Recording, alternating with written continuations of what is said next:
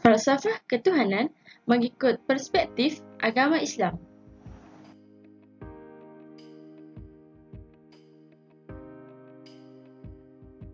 Pengenalan, agama Islam adalah agama yang diturunkan kepada para utusannya yang perlu disebarkan dan diajarkan kepada umat manusia. Terdapat 3 agama samawi di dalam dunia ini, iaitu agama Islam, agama Yahudi dan agama Kristian. Satu-satunya agama samawi yang ada dan primitif adalah agama Islam. Perkara yang ditekankan oleh agama Islam adalah berpegang teguh kepada rukun Islam dan rukun iman. Monoteism Islam adalah mutlak yang dipelihara dalam ajaran kesatuan dan kedaulatan Tuhan yang menguasai kepercayaan Islam. Asal-usul Tuhan. Kepercayaan kepada Tuhan adalah bersifat secara semula jadi. Ia wujud dalam diri semua orang, sama ada orang yang beriman ataupun pengikut agama bukan samawi dan agama samawi. Agama Islam adalah agama monoteism, iaitu kepercayaan kepada satu Tuhan. Allah telah mengutuskan para utusannya untuk menyeru umat manusia untuk mempercayai bahawa Allah itu adalah Tuhan yang satu. Kepercayaan suci umat Islam didasarkan kepada prinsip tauhid yang tujuannya adalah untuk mensucikan Allah. Simbolik. Simbol bulan sabit dan bintang digunakan sebagai simbol untuk agama Islam. Pada dasarnya, Islam tidak mempunyai kaitan dengan apa-apa simbol. Bulan sabit dan bintang sebenarnya tidak mempunyai sebarang kepentingan agama untuk orang Islam. Untuk pengetahuan semua, simbol bulan sabit dan bintang pada mulanya digunakan oleh Kesultanan Turki Utsmaniyah dan ia hanyalah sebagai simbol Utsmaniyah dalam penguasaan Islam pada ketika itu. Sejak digunakan oleh kerajaan Utsmaniyah, simbol bulan sabit dan bintang diangkat sebagai simbol Islam. Seperti yang kita dapat lihat pada hari ini, simbol bulan sabit dan bintang digunakan secara menyeluruh dan kita dapat melihatnya di berbagai-bagai tempat, seperti terdapat pada bendera negara-negara Islam, bangunan-bangunan, kubah masjid dan lain-lain. Sifat-sifat Tuhan. Setiap umat Islam wajib mempercayai 20 sifat Allah dan Asmaul Husna. Di dalam Al-Quran, sifat-sifat itu mempunyai bahasa dan maknanya. Asmaul Husna ialah nama-nama Allah yang baik, mulia dan agung sesuai dengan sifat-sifatnya. Nama-nama Allah yang agung dan mulia itu merupakan suatu kesatuan yang menyatu dalam kebesaran dan kehebatan Allah sebagai pencipta dan pemelihara alam semesta beserta segala isinya. Terdapat pelbagai istilah yang memberi makna kekuasaan Allah berdasarkan ungkapan Arab. Allah mempunyai kemampuan untuk mencipta dan mengatur alam semesta. Dalam setiap perbuatannya, keadilan diberikan kepada semua makhluk. Oleh itu, kita wajib mempercayai bahawa Allah adalah Maha Bijaksana dan Maha Mengetahui. Dengan ini, manusia dan Muslim perlu memahami dan berfikir secara mendalam dengan pemikiran mereka tersendiri berkaitan dengan kehebatan Allah yang terdapat di sekeliling kita. Peranan Tuhan terhadap alam. Allah adalah kuasa tertinggi yang mana tidak ada pertolongan dari sesiapa pun. Allah telah mencipta dan menguruskan pemerintahan antara langit dan bumi. Setelah penciptaan manusia dan alam semesta, Allah juga menciptakan persekitaran dan suasana. Allah adalah pencipta alam dan satu-satunya yang berperanan aktif dalam mengawal alam.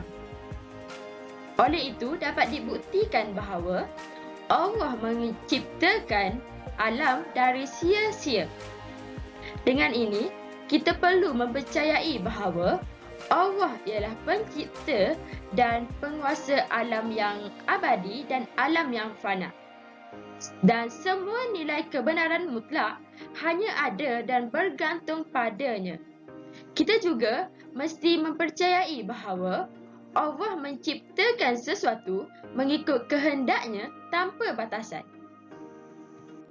Kitab suci. Kitab suci bagi umat Islam adalah Al-Quran. Al-Quran adalah sumber kuasa Islam tertinggi dan memberikan bukti tentang kewujudan Allah. Al-Quran mengandungi semua nilai, prinsip dan undang-undang yang membimbing manusia mencapai hubungan dan kehidupan manusia yang sempurna. Ia juga merangkumi konsep ketuhanan, pengetahuan gaib, asas undang-undang, moraliti, fakta saintifik dan sejarah manusia. Oleh itu, Al-Quran dan As-Sunnah merupakan sumber ketamadunan manusia untuk mencapai kehidupan yang sempurna. Cara penyembahan. Mempercayai dan menunaikan rukun Islam adalah wajib bagi orang-orang yang beriman dan merupakan asas kehidupan Muslim.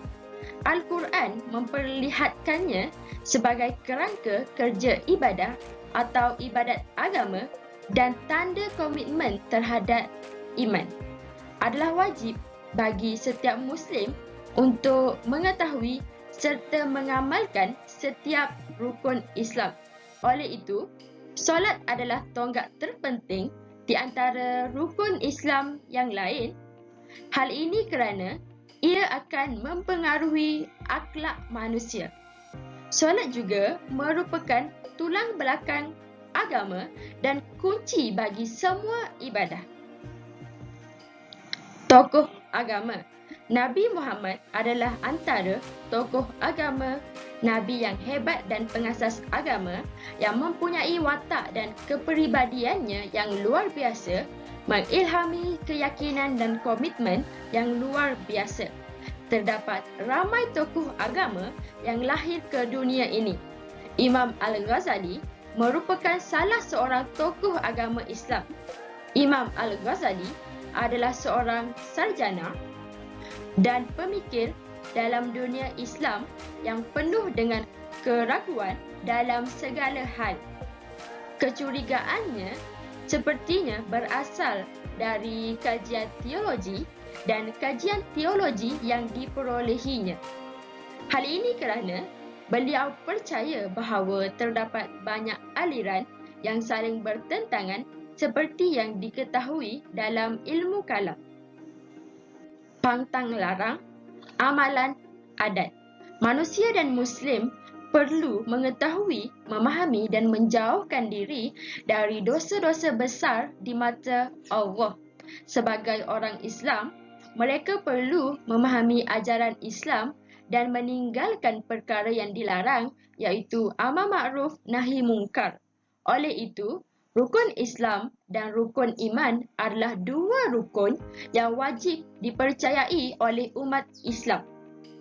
Amalan keagamaan merangkumi aspek kerohanian tertentu dalam amalan Muslim.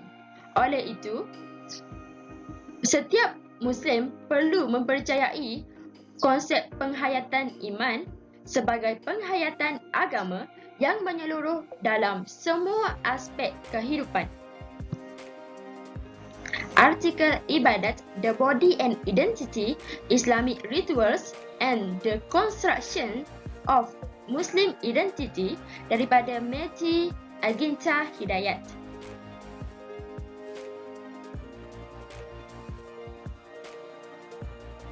Kritikan dan ulasan dalam artikel review.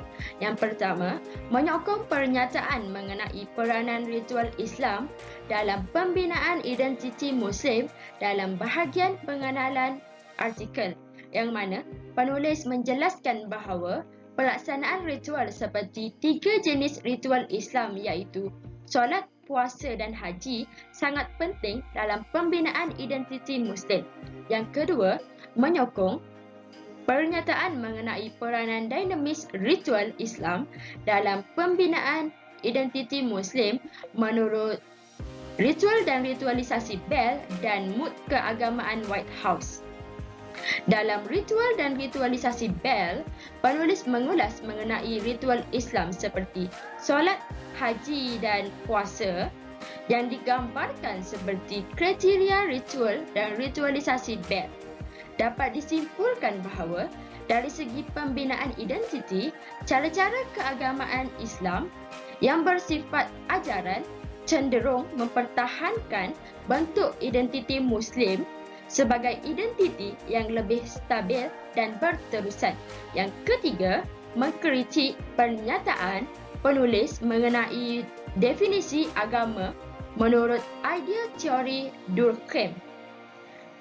Hal ini kerana pengkaji berpegang kepada konsep ajaran agama Islam yang menyatakan bahawa agama adalah peraturan atau cara hidup manusia yang berkaitan dengan Tuhan dan satu sama lain. Kesimpulannya, kepercayaan, nilai, sikap dan tingkah laku umat Islam sangat penting dalam proses pembentukan identiti Muslim. Identiti dan jati diri Muslim dapat dibina melalui amalan nilai-nilai agama dan ajarannya yang tinggi.